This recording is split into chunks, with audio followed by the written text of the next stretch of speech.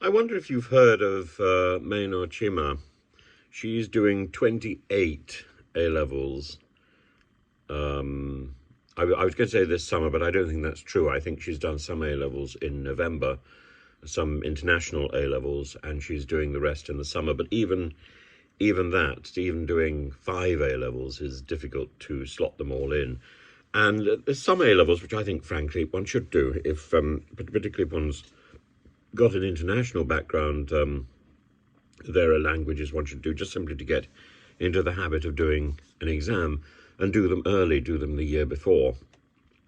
But even fitting 5 exams into the school exam timetable, which is a laboured effort anyway, because you've got to allow for people to be people with exam clashes to be monitored and locked away during the exam clash time. And I don't know whether the school that she's at will let her sit the extra A-levels in the school, or whether she's got to find another centre to go and sit the A-levels. But that, of course, would add to the problems. I imagine that her mother will have negotiated a deal with the school, so the school will be able to manage the supervision of all of the A-levels that she's sitting at the time. I think it's a good idea to do exams in whatever in whatever takes your fancy.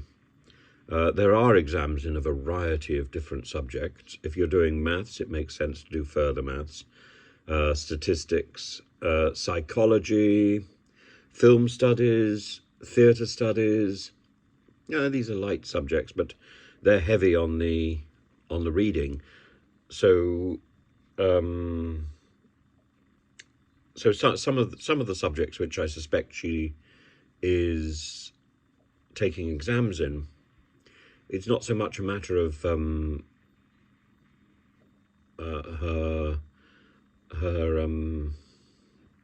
learning the stuff and getting an exam. It's a matter of the sheer amount of surplus knowledge that needs to be digested and processed, which is about the cost of textbooks, which would be extraordinary.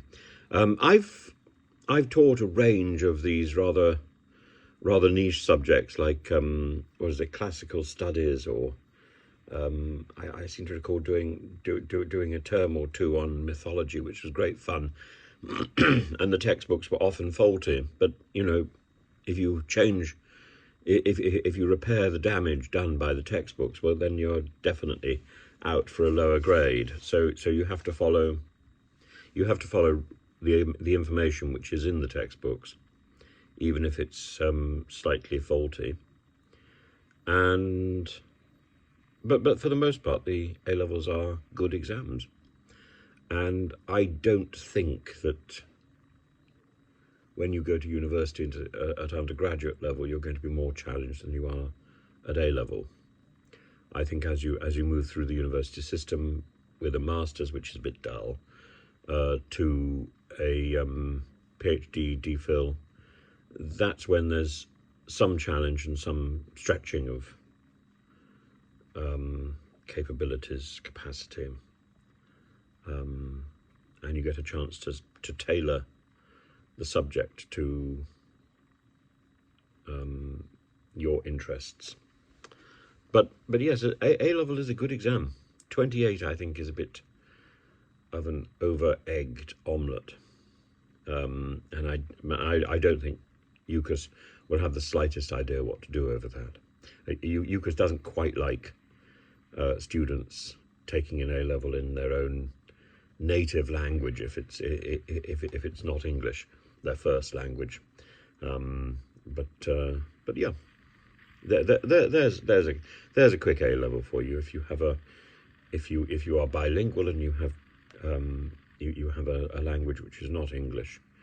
You should just be able to slide straight into an exam and do that one. So that's one out of the 28, which I imagine you would be able to do. I think doing 28 exams is a great idea. Get in the record books. It must be a record.